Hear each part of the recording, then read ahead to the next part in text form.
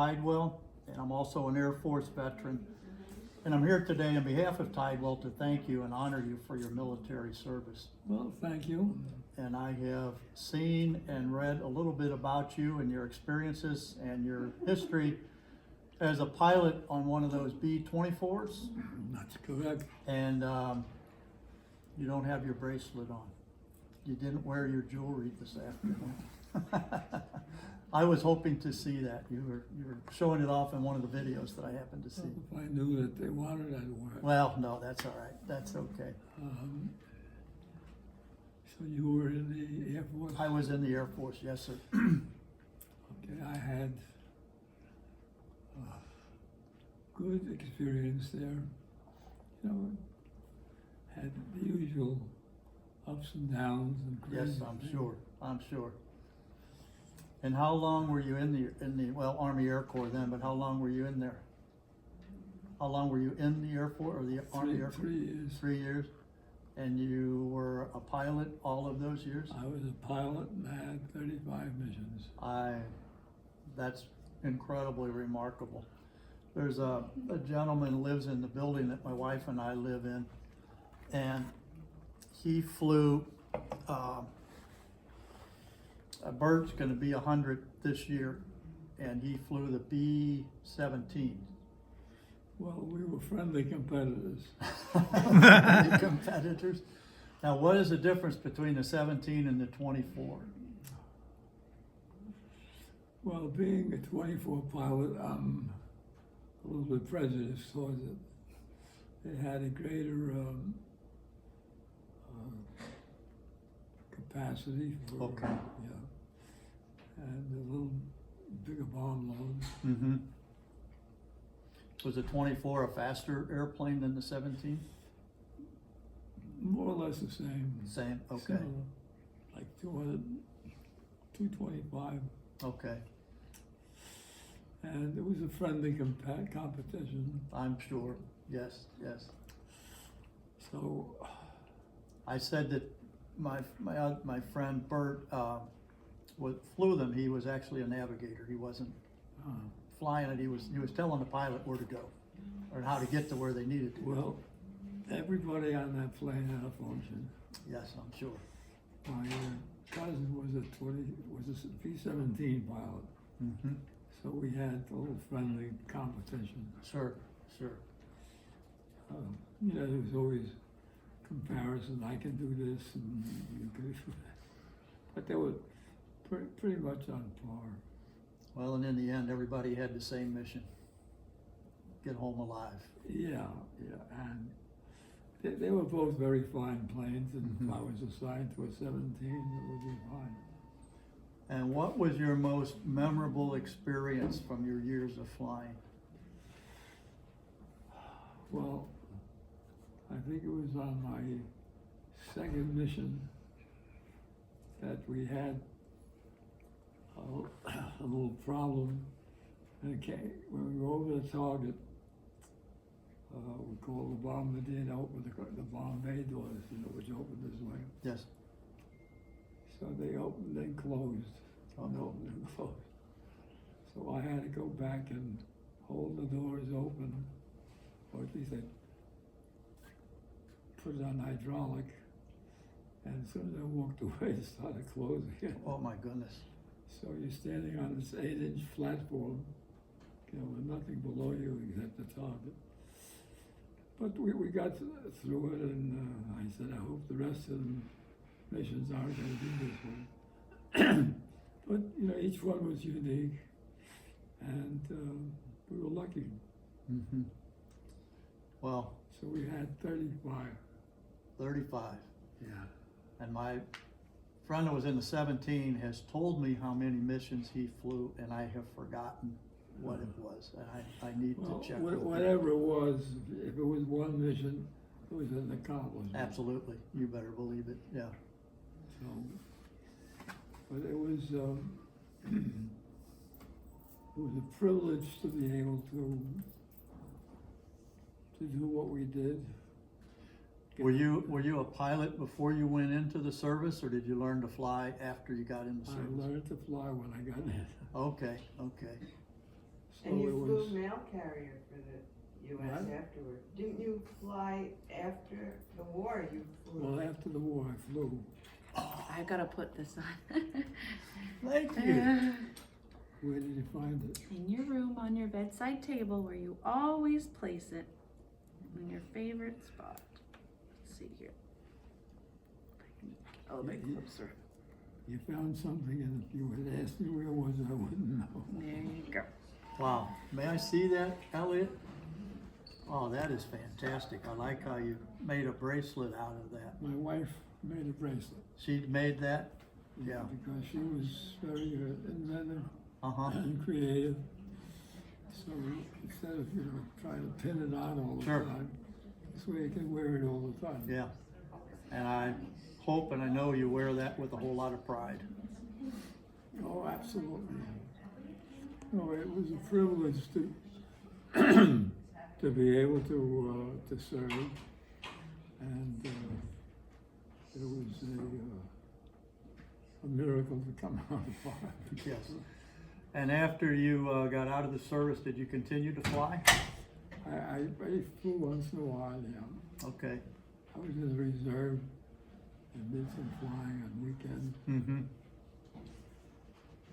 Well, good for you. And again, thank you. And I brought that for you. You can put that Well, by your bedside or wherever you would like to thank put you that. very much. And if I may, I'm going to stand up for this because this is too much of an honor to be sitting in a chair. As I said, I'm here on behalf of Tidewell, Elliot, to thank you and honor you for your military service. No person was ever honored for what he or she received. Honor has always been the reward for what he or she gave. We are gathered here today to honor you for what you gave, your service to your country. It is our great honor and privilege to present you today with the Veterans Recognition Pin. On behalf of a grateful nation, the staff and volunteers of Tidewell Hospice and the Tidewell Honors Program, we would like to pay special tribute to you for your military service to America and for advancing the hope of freedom and liberty for all. For your service, excuse me, Elliot Aronin, I salute you. Detail, tent, hut, present arms. Order, arms. Thank you. And your pin, Elliot, is right here in my pocket. And that's our Veterans Honor Program Well, pin. I feel honored from, Well, believe me, I am honored to be presenting this to you. Could I pin this on? I don't want to put it on your vest because we'll poke a hole in there. Can we put this on your shirt or your collar or something? Sure. Where would you like for it? Where would you like for me to do this? Right up there? any place on it. Okay.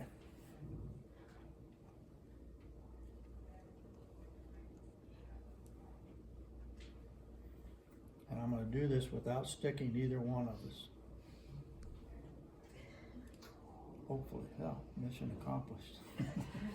Thank you very, very much, and I'm honored. And then a certificate of appreciation for you. You can put that in your room, by your bed or on your dresser, wherever you'd like to keep that. Thank you. I thank you all, and I appreciate Well, I've the got, attention that everybody pays to the military. I've got one more mission and then we'll be finished. What rank were you when you were in the service? First Louis. First lieutenant? Okay.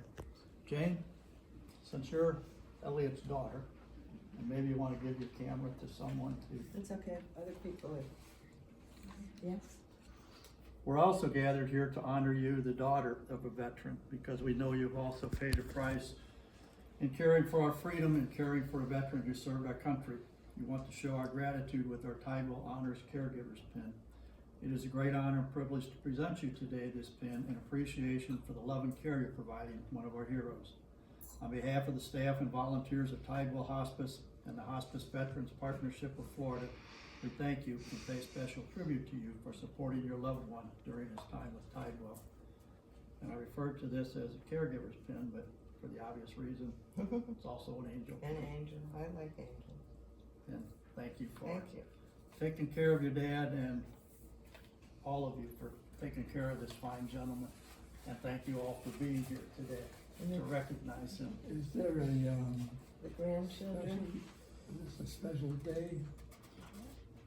It's just the day that I was available and you were available and everybody was available. Is there any real good reason? Yes, sir. There's one very good reason, and it's the only one that's really important, and that is to honor you and thank you for Well, what I you've done. thank you for your paying attention to all of us, Well, because I'm one of a couple of million. I understand that, and I appreciate your humility and your recognizing that. But today, this moment, right here in this place, you are the one. Well, I thank you, but no buts about it. And, Actually, as a program, Tidewell, in 2008, so what's that, 15 years ago, adopted this program to honor and thank their patients who have served for our country, and to perform one of these little ceremonies is a recognition for and a thank you for what they've done. well, I feel honored to be part of a group of very fine people that gave their lives, many of them. Yes. And, you know, fortunately, having served with many men who came back, they were brave, wonderful guys and ladies, and they stood up under all kinds of pressure. Yes. And it's a wonder that so many of us survived. To some degree it was luck, but there's a lot of courage.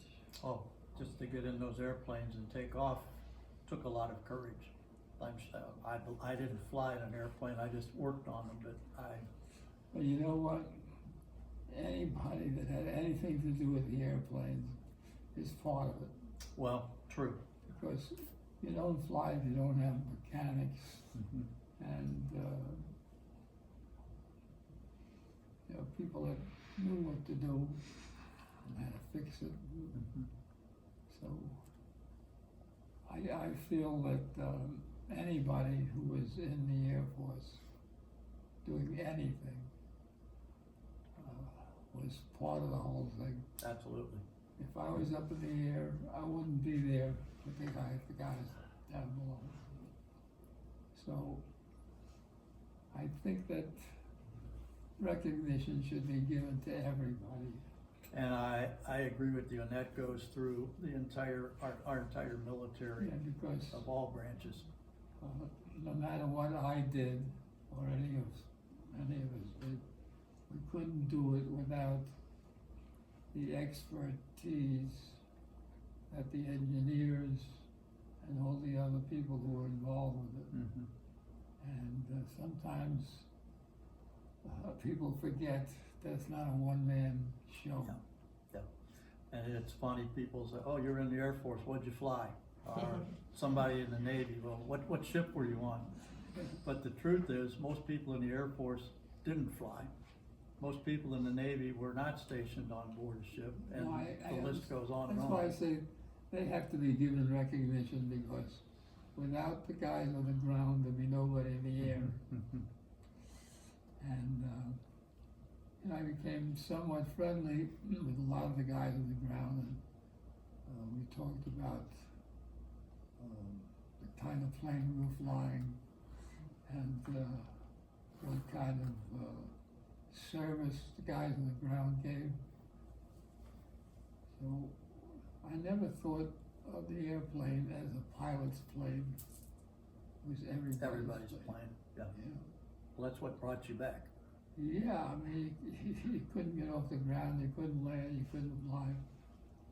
So what you said is very true, that whatever we did was done with the major input of everybody on the ground, and I mean everybody, which goes down to the cooks too. Absolutely. Somebody's gotta keep these bellies full. You got it.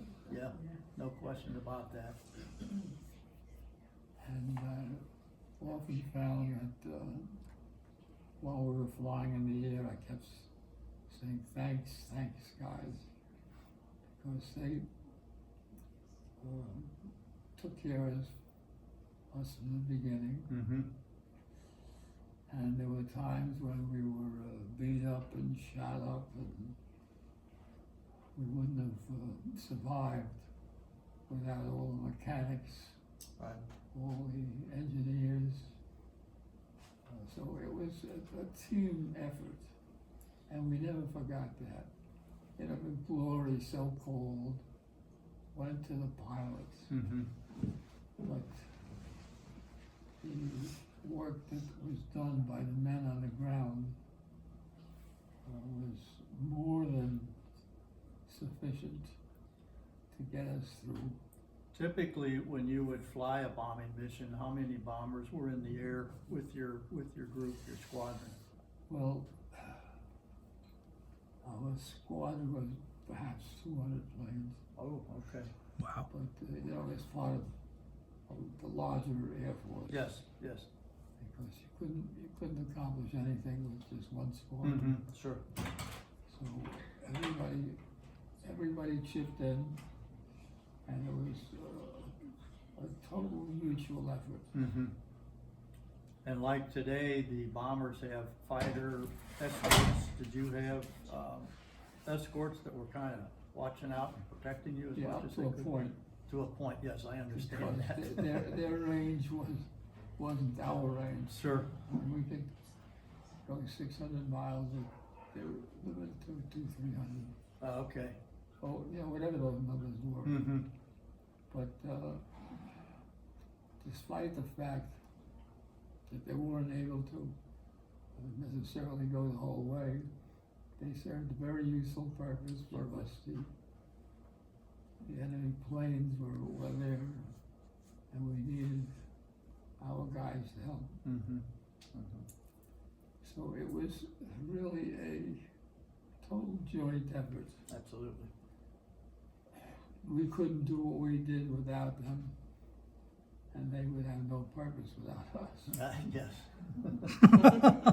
Absolutely. I wouldn't say no purpose, but their purpose was primarily to make sure we got where we were supposed to go and got back safe. And that's, well, And it worked. I think that any time we were on a mission and we saw the fighters with us, we said, thank you, thank you, thank you. Well, for that matter, the entire effort was joint. absolutely. I mean, we couldn't do without them, they couldn't do without us. And it worked out.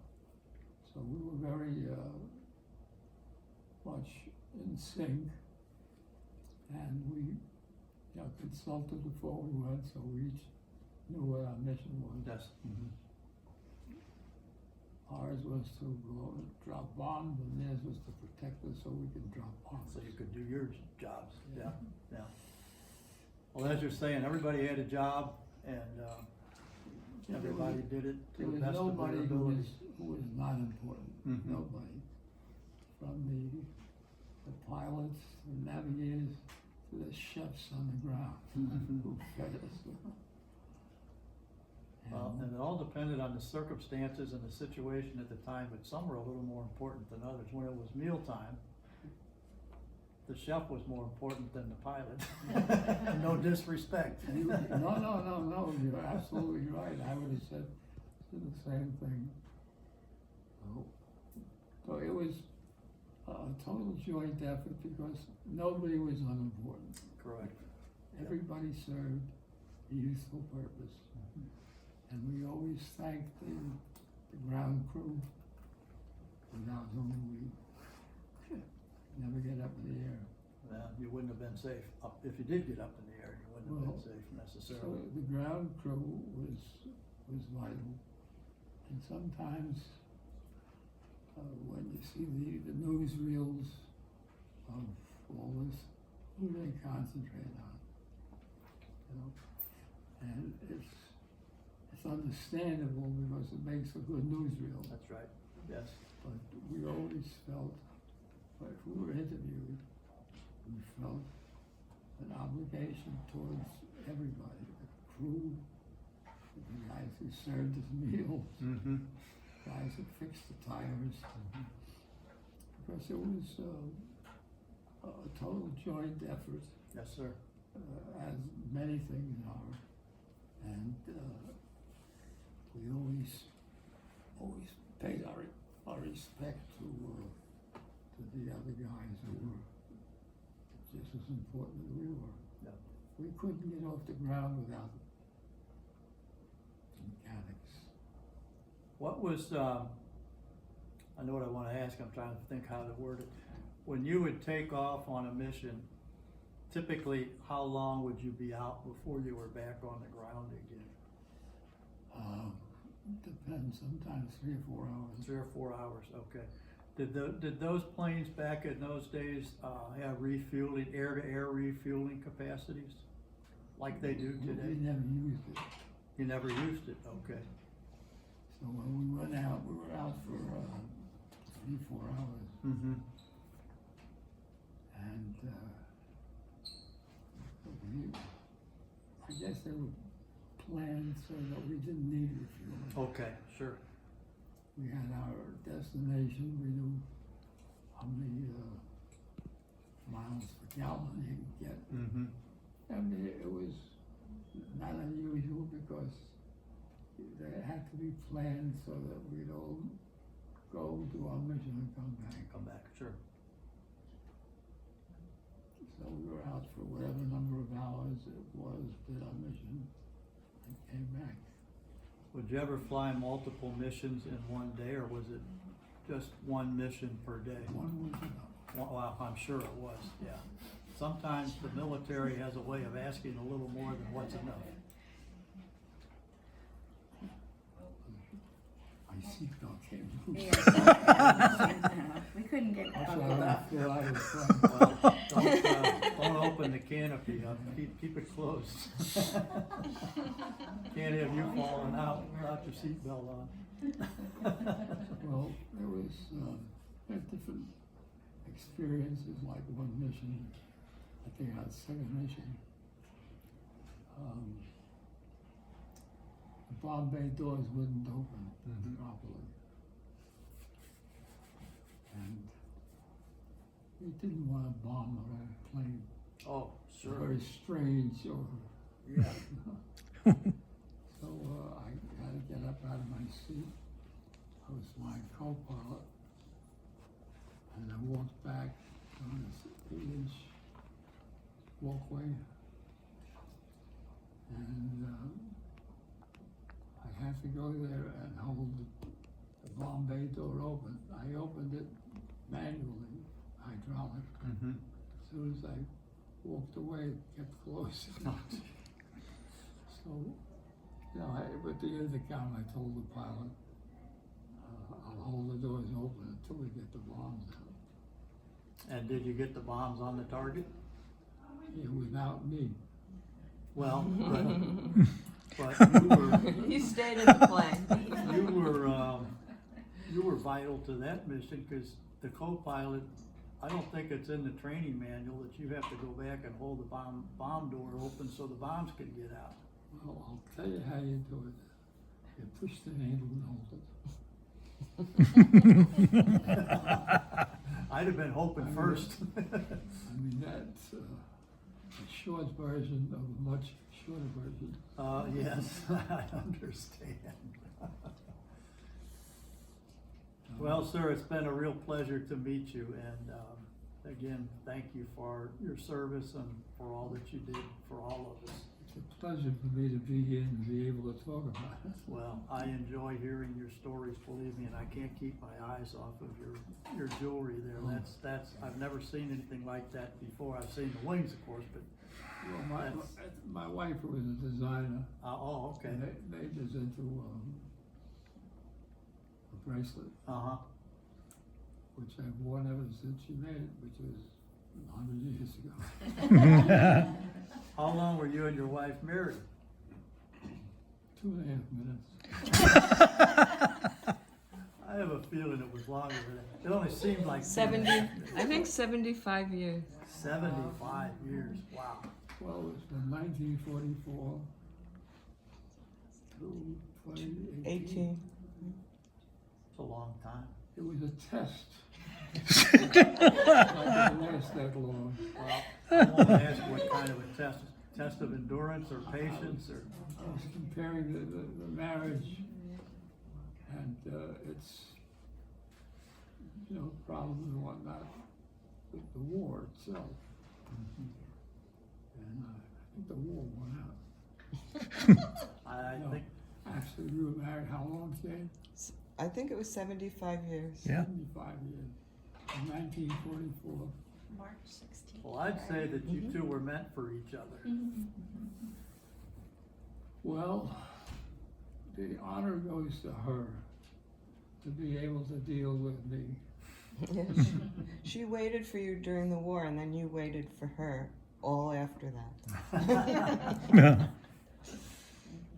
Well, it was one of the best experiences in my life to have a wonderful, supporting wife, a loving wife who gave us a couple of beautiful kids, Yes.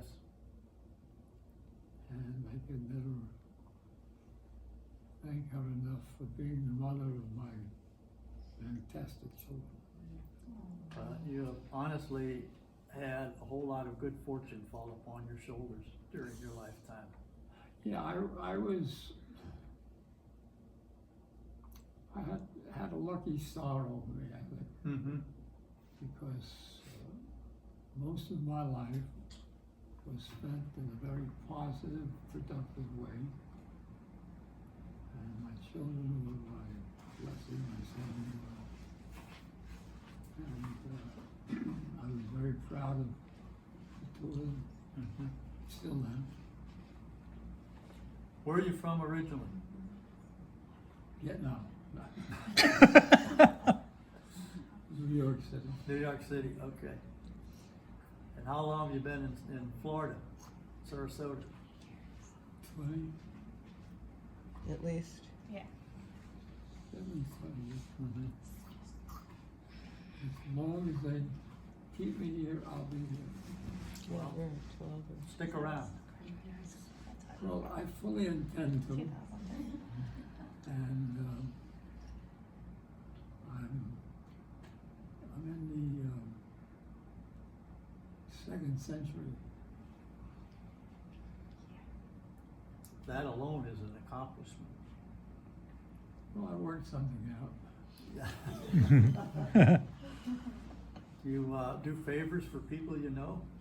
Can you spread that working around? My enjoyment with the pleasure with the people I know. Oh yeah, oh yeah. Well, if you know the right people, could you pull a few strings for me? I'd like to stick around a little longer. Just a minute while I do a little concentrating. I mean, you think And the name is it's that quick? The name is Terry Purcell. Just so you get the right person. Okay, I might need your fingerprints. Well, I understand that they're kind of worn off, but we'll work something out. Blood samples, whatever you need. I mean, my influence with him or her, whoever it is not only unlimited, but non-existent. Now the truth comes out. Well, I've had a most fortunate life for a lot of reasons. one thing is my health. I mean, without my health, I couldn't be with anybody. Well, that's true for all of us. And then I have two incredible children. Well, first of all, I had my wife was 74 Yeah, 75. 74 years. It was a trial run to see if it worked.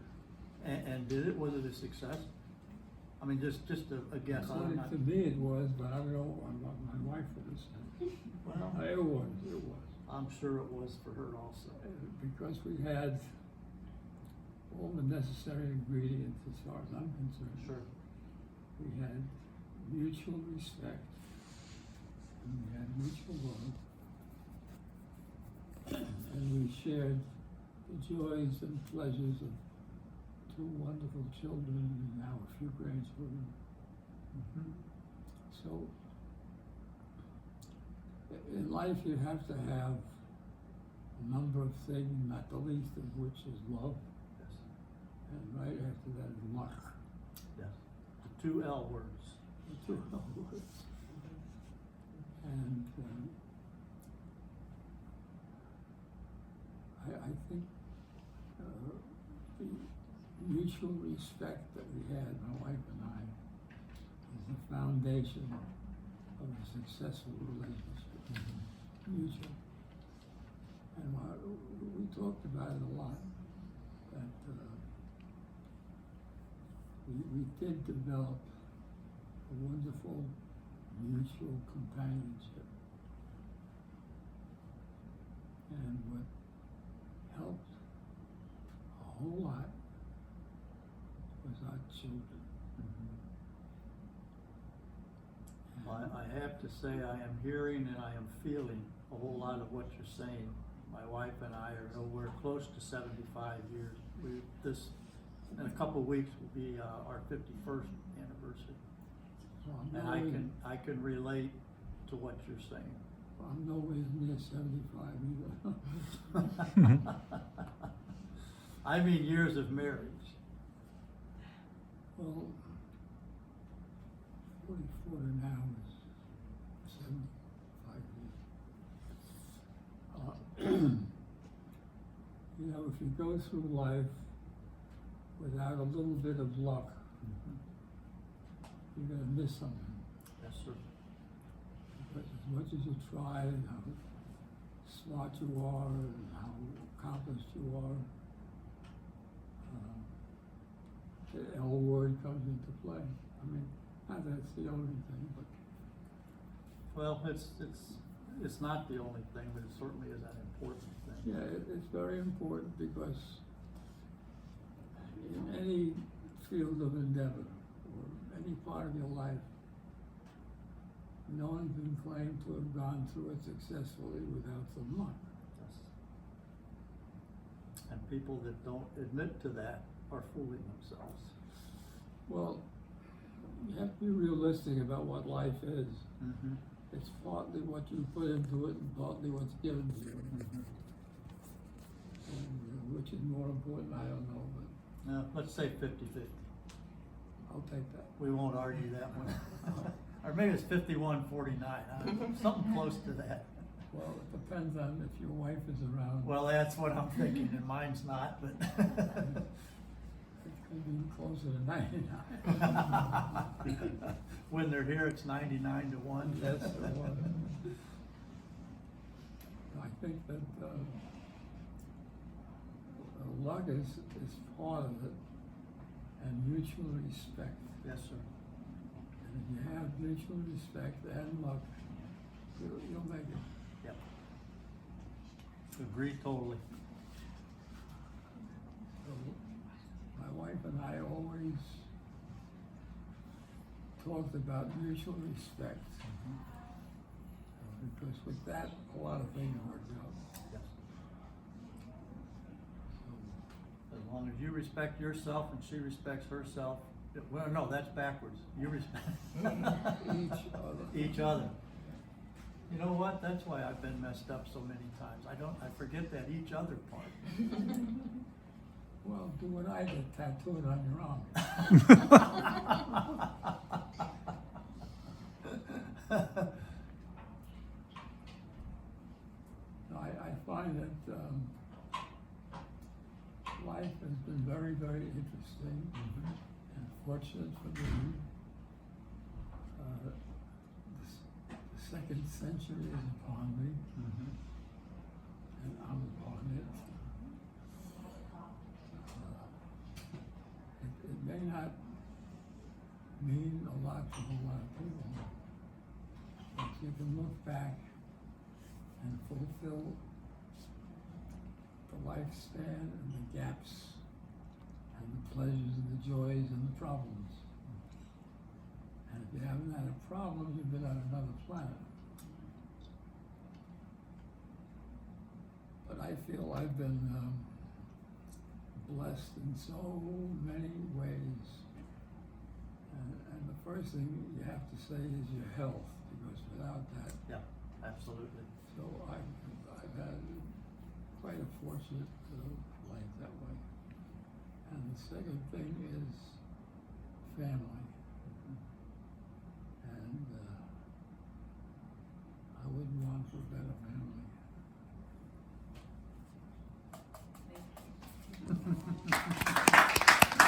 Very well spoken. Not you guys. Oh.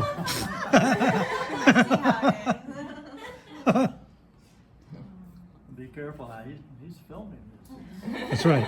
They don't know how much I love them all. I'm sure they do. Every day, I'm sure they know it. And how much pleasure is derived from the relationship of mutual respect and mutual love. And the word mutual is really a very important word, because you can't have love without mutual love. Oh, absolutely not. No.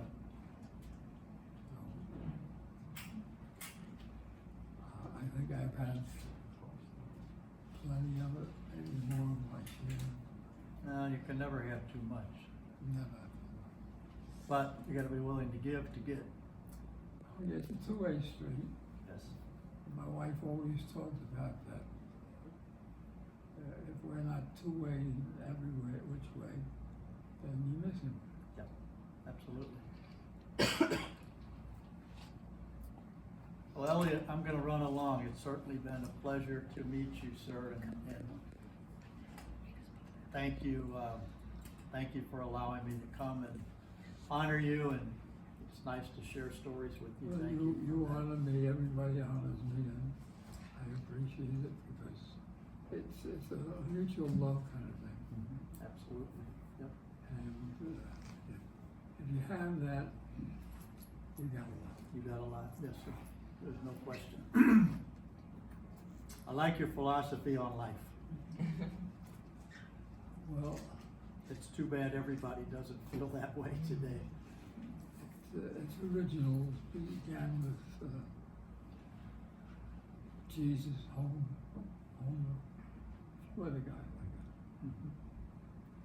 He told me personally. Yes, and you responded. Tried to.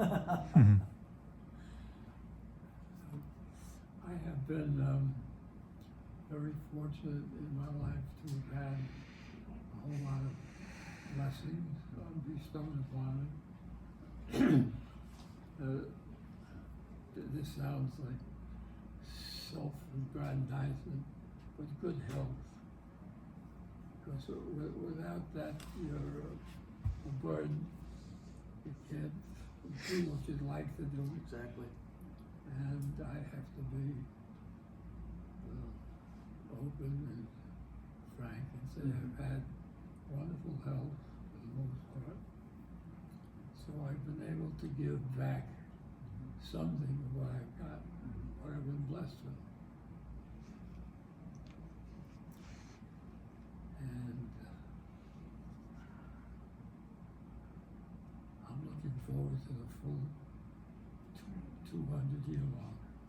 Yeah. I want to come back for that. Actually, I'm not sure I do. I'm not sure I can afford it. Well, you might have to change your lifestyle a little bit. Lower your expectations just a little. Well, how about the one that bestows it upon me changes a little too? Well, I get your point. I don't know who she is, but I get your point. no, I have been bestowed with more than enough advantages, privileges, joys, pleasures. Not that I'm complaining about it, but we can't go through life with some luck. Unfortunately, sometimes it's not so good. But for the most part, how old am I? 100? Yeah. And the parts more or less are still working. You know what I like most about you, just sitting here for however long it's been, not long enough, but I like your honesty and your humility. You know what's important and you recognize that. And so many people today, first of all, don't know what's important, but even if they do, they aren't willing to recognize it. They take credit for everything that's happened to themselves rather than being honest with what is behind it all and inside of it all.